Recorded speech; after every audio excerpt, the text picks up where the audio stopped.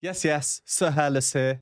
Today we have another Patreon request, so thank you for this one. This is Lara Fabian with I struggle so much with French pronunciation. If I say it quickly enough, maybe we can ignore how bad this will be. Ycroisencore, which means I still believe. We've done several songs from this concert already. That concert was en toute intimité, meaning in complete privacy or intimacy. And this is the opening song of the whole concert, which had 19 songs in it. It's sung in French, just like the last two Lara videos we did. They were both Je t'aime. One was from this concert and the other one was from the new concert. That came before this concert. Lara was going through a very tough time. I'm told that this concert was now that she had emotionally healed, and that's largely in part due to her fans. The paparazzi were harsh on her, and now that she's returned to France, this concert is essentially telling them to do one. As usual, very emotive lyrics. A common theme is present: grief, sorrow, pain. But more importantly, there's hope in the face of adversity. As the title would suggest, I still believe. There are a lot of lyrics, so please do have a pause and a read of them.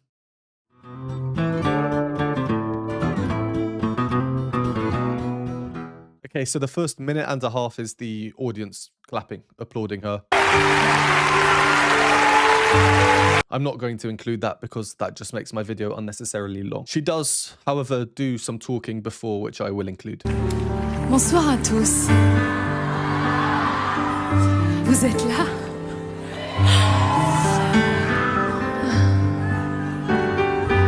Comme vous avez pu le remarquer, j'ai pas prévenu tout le monde ce soir. J'avais envie qu'on soit un peu plus proche que d'habitude, qu'on puisse se regarder, s'observer un peu plus près. On a rarement l'occasion de le faire. Je sais que vous le faites un peu plus souvent avec moi que je ne peux le faire avec vous. Alors vous avez dû remarquer que je ris un peu trop, je pleure un peu trop, je chante un peu trop. Enfin, je fais tout un peu trop, quoi. Hein?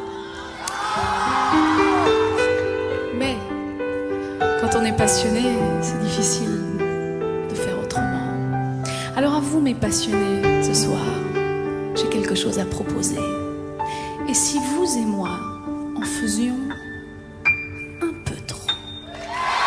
Well, passionate she is. We can see that in the music. Definitely one of the more emotional performers. Nice little introduction. Piano accompaniment by Pierre Grimard. I'm so highly complimentary of him as a pianist, especially in my last two reactions of Je t'aime. I wonder how much, if any, of that piano introduction was improvised. I'm not sure I'll ever find the answer.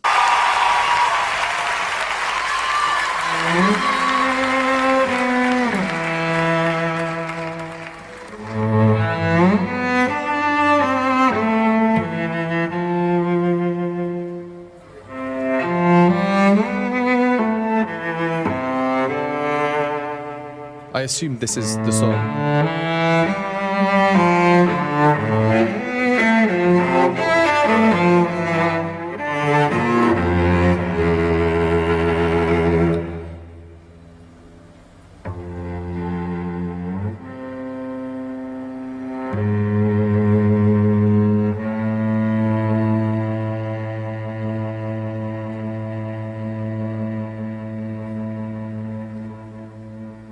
I think Lara's about to come in. What a powerful image here, though. Her hair covering her face, slowly rising up, looking away from the audience, her and the cello completely locked in. If this is the song, well, it must be.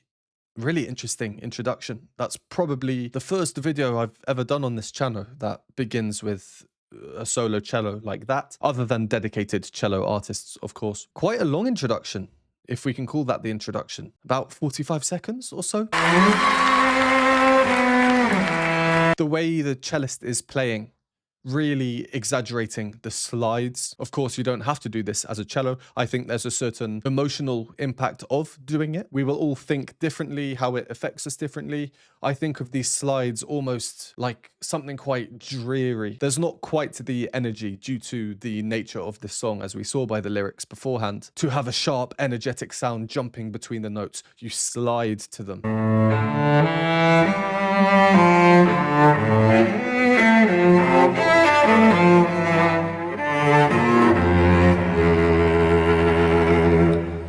interesting phrase, energy building up, moving up. I thought it was going to go higher, but no, slows down all the way back down right to the bottom. It's also interesting because the cello is widely considered to be the instrument whose timbre or timbre is most similar to the human voice. Also the most similar in terms of range. The bottom there.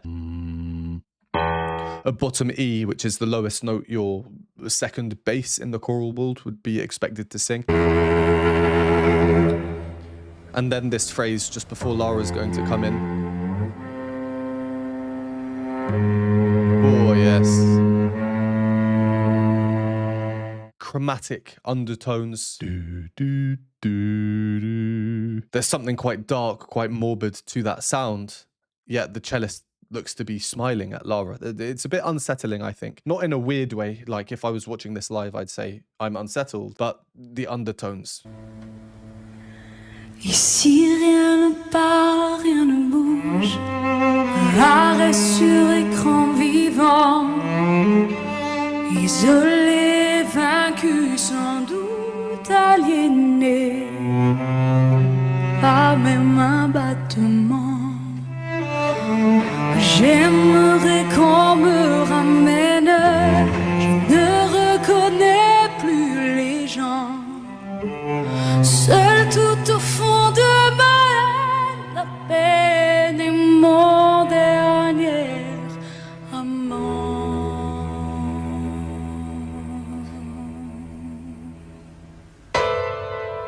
Il faudrait que je me lève, respire et marche vers l'avant, bâtisse à nouveau la grève enterrée par mes sables mouvants et me souvenir de celle qui n'existe plus vraiment. Redevenir la rebelle et la bête vaincue par l'enfant. J'y crois encore. There goes the most important words of the song, the title words, as the piano is now evolving, shall we say.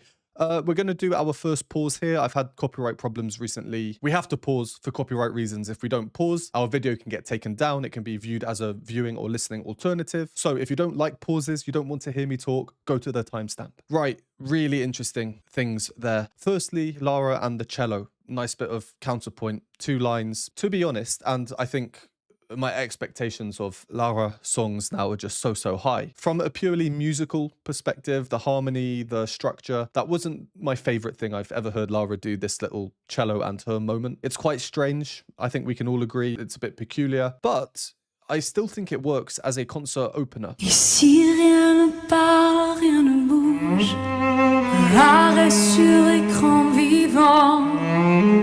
Especially considering these lyrics, it sets the scene. Isolé, vaincu, sans doute aliéné.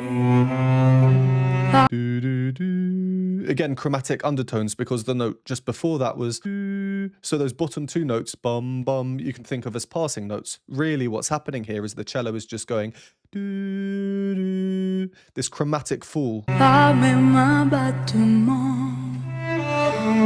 J'aimerais qu'on... Then it ends on the next note down. Do. So we've got do, do, do.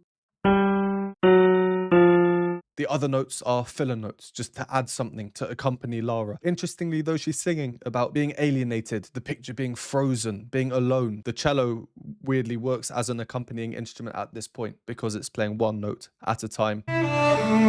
J'aimerais qu'on me ramène, je ne reconnais. A bit more exaggerated cello here, but still that falling chromatic line is continuing, which is where we've just arrived. So I'm thinking chromaticism is going to be a huge part in this song. Chromaticism, when used well, I always say that I believe it really can enhance the music emotionally. There's something about these falling chromatic inflections. They seem quite anguished. Of course, the musical context plays a huge part, but that is the context here. That's what they should be making us feel. Then the piano comes in. I don't want to spend too long on the piano. It's basically scrunch chords, and scrunch chords on the piano. Let's listen to the first couple. Il faudrait. Very difficult to dissect. So the root chord is this. A minor. But at the top we also have this note, a B, which if we play down the octave, and because we're in A is note number 1, then B is note number 2. This is the supertonic. Il faudrait que je me lève. Lara, they're so delicate. There's no audible notes coming out at the end. She's whispering. There's no pitch to it. So it's not contributing to the harmony. The piano scrunch chord is what we're hearing. And that is extreme dissonance, you know? Respire et marche vers l'avant.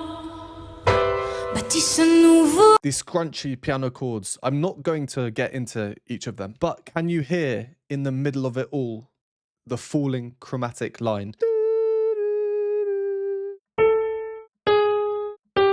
Slightly higher up now than the cello. Not only actually higher up in terms of the octaves, if we move the cello chromatic falling line from the start, it was doing this.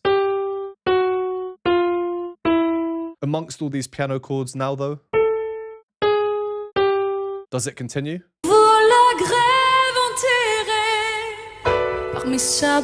You bet it does. There's that F sharp. And now we can assume it will go. Clouded though amongst these scrunchy chords where it's really difficult to hear every note because they're scrunchy. They don't make sense harmonically. Unlike the cello where it would do some filler notes and then return to this falling chromatic line. Et me souvenir de celle qui n'est.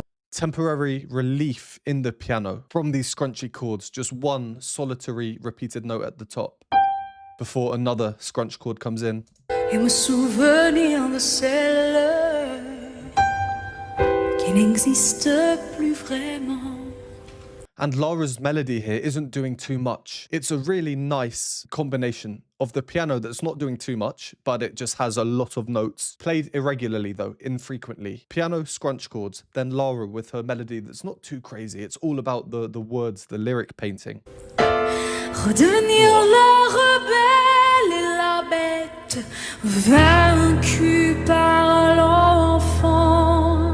She stands up, she moves towards the crowd, we're engaged. French, as I always say, when she sings in French, it's just very emotional. It's something about the language, how guttural the sounds can be. There's a definite level of romanticism to the language, especially when sung. She then sings the keywords, the song title. That's where we got to. Let's carry on. J'y crois encore. On est vivant tant qu'on est fort. On a la foi tant qu'on s'endort. La rage au ventre. J'y crois encore à tout jamais jusqu'à la mort. Le silence a eu tort. J'y crois encore. Et que l'espace où j'en crève devienne à notre néant. Quand le ciel dévoile et soulève en moi l'âme et l'émoi d'un géant. Retourner sans un geste, ne pas seulement passer vraiment. Cracher sur tout ce qui blesse, ramener le futur au présent. J'y crois encore. On est vivant tant qu'on est fort. On a la foi tant qu'on s'endort. La rage au ventre. J'y crois encore à tout jamais jusqu'à la That is very nice. Le silence a eu tort. J'y crois encore. She sings those words. I just don't want to try to say them because I can't. Je crie encore. Oh, so difficult. Many times throughout the song. The bit that I said was very nice. She did it a couple of times. Let's go back and find it. J'y crois encore à tout jamais. Lovely in her head voice, rapid, quick changes between notes. Thinking about it, that's not something I hear her do a lot, and maybe that's why I really like her. I have said before that there are many modern artists who are considered great, who are clearly technically gifted. They are so accurate. They can change rapidly between notes really quickly. These runs that you get going up and down. But for me, in general, personal preference, I tend not to really like that too much. I prefer the emotional singing rather than, for example, technical brilliance like that, changing notes super quickly, rapidly. She seems to limit the number of times she does this. I imagine it's become more popular in modern music anyway. This is over 20 years old. But when she does do it, because it's not a common thing, I think it's more meaningful, more impactful, more nice. If you enjoy these videos or find them helpful, please consider supporting me. Patreon has a bunch of exclusive benefits, behind the scenes videos, additional reaction content, Q&A videos, and more. For a one-time donation, you can donate me a hot chocolate at the Buy Me a Coffee link, or become a YouTube member for these groovy emojis and membership badges. And a huge thank you to these lovely people on the screen now. From where we carried on. J'y crois encore. A chromatic rise now. Rising up, uplifting. Is this the hope that the song is about, compared to the despair of the beginning with all these chromatic falls? Well, we do still get this falling idea, but again, it's kind of disguised. The piano is much more fluid now, more moving parts, more energetic. The cello comes in later on. J'y crois encore à tout jamais jusqu'à la mort. That fall down there on that phrase with the ritardando, slowing down, very rhythmic in a slow way. À tout jamais jusqu'à la mort. The left hand at the bottom of the piano. Dum, dum, dum. Le silence a eu tort, j'y crois encore. She's choosing straight tone for the majority of that phrase until the last note, sustained, vibrato, lifting up the pitch. Works really well. Again, it's like this battle for the tuning of true pitch. I've been very open if Lara sings a note out of tune before. Why? Yeah, of course I'll receive criticism in the comments, that always happens. But it's because it happens so rarely. And for truly live performances that haven't been touched up in the studio afterwards, even the best singers in the world, best musicians, everyone misses a note here or there. No one's perfect. But her standard and the tuning is just incredible. And in a case like this, where she starts the note a bit under because it's straight tone and then uses vibrato to bring it up, I'm pretty sure it's intentional. Maybe you disagree? Let me know.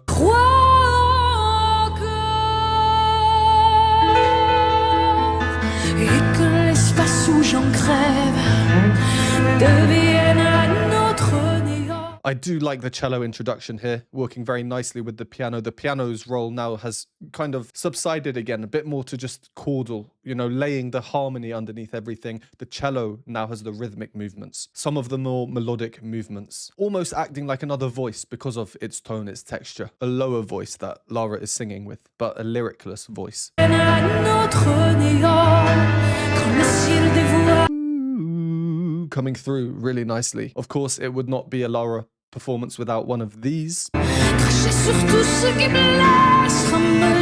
That power shout singing, I think I've called it before in one of my first ever reactions to her. It's a trademark of hers, and it's difficult to explain why. But for anyone who's seen enough of Lara Fabian, I think they'll know what I mean. All right, let's carry on until the end.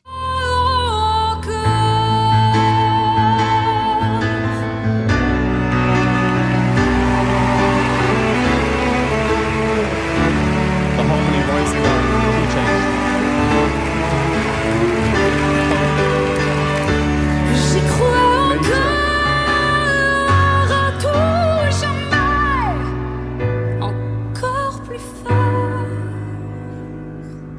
Le silence a eu tort.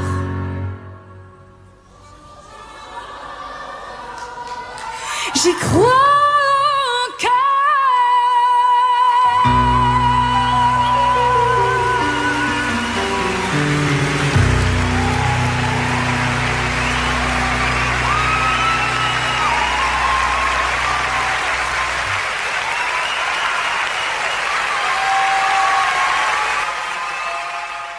That was nice, especially because of our last reaction.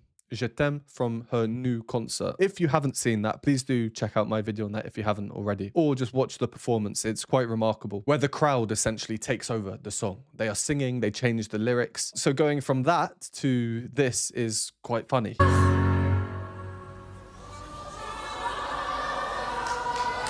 J'y crois. A handful of people there who have the balls to sing at that moment. Lara obviously appreciates it, finds it funny. And then the power, you can see how the mouth just opens up. The vowel sound changes.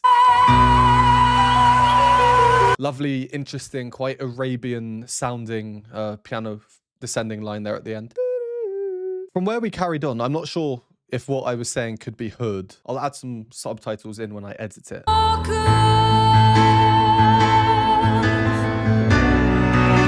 There is quite an unnatural harmonic shift. We move up, but it's very obvious. It doesn't seem as natural as it could.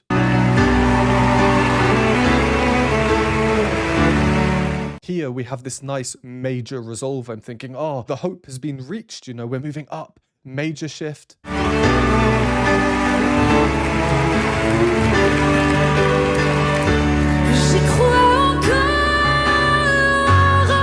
Oh no, it's a key change. Back to the minor now. And this is high. This is high. The power and then that look there. That's a good look.